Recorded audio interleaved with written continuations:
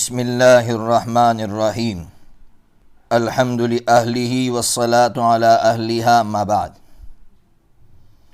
12 ربیع الاول آتی ہے تو آپس میں بحث و مباحثہ شروع ہو جاتا ہے۔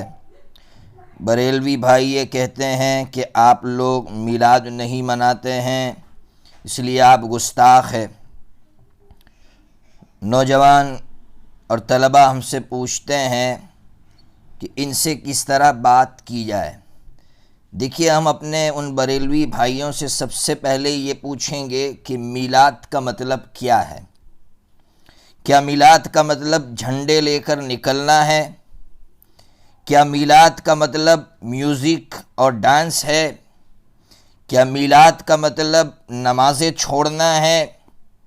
کیا میلاد کا مطلب حضرت نبی پاک صلی اللہ تعالیٰ علیہ وسلم کا تذکرہ، وہ بھی سال میں ایک مرتبہ اور وہ بھی محض تذکرہ کرنا ہے؟ یا پھر آقا صلی اللہ تعالیٰ علیہ وسلم کی سنتوں کو، آقا کی اداؤں کو ہمیں اپنی ادا بنانے کا نام میلاد ہے؟ بات صاف کرنی چاہیے، پھر فیصلہ ہوگا کہ کون میلاد مناتا ہے، کون میلاد نہیں مناتا۔ اگر میلاد جھنڈے لے کر میوزک کے ساتھ نکلنے کا نام ہے، اگر میلاد سال میں ایک مرتبہ آقا کے تذکرے کا نام ہے، اگر میلاد نمازیں چھوڑنے کا نام ہے، تو ہم ایسی میلاد نہیں مناتے۔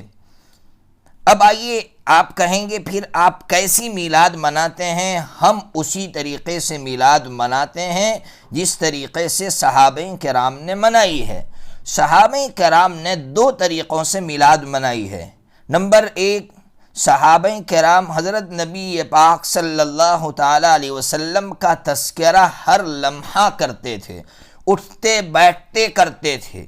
یہ نہیں کہ صرف سال میں ایک مرتبہ حضور کا تذکرہ ہو گیا، حضور کا ذکر خیر ہو گیا اور پھر ہم سمجھ بیٹھے کہ عشق رسول کا حق ادا ہو گیا۔ نہیں، ہر لمحہ آقا کا تذکرہ، آقا کی اداؤں کا تذکرہ کرتے تھے۔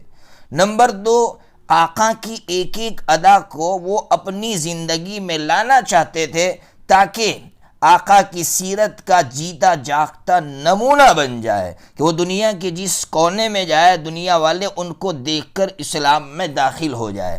آج ہمارا حال یہ ہے، ہم سالہ سال سے جلوس نکالتے ہیں، مجھے نہیں معلوم کہ کوئی غیر مسلم ہمارے جلوس سے متاثر ہوا ہو، ہمارے جلوس سے اس نے اثر لیا ہو۔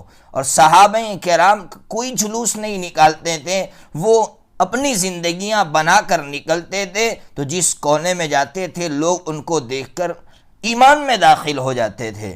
اس لیے ہم اپنے ان بھائیوں سے اس معاملے کی صفائی کرنا چاہتے ہیں کہ ہم لوگ میلاد مناتے ہیں، لیکن کس طرح سے مناتے ہیں وہ بات ہم نے آپ کے سامنے رکھ دی۔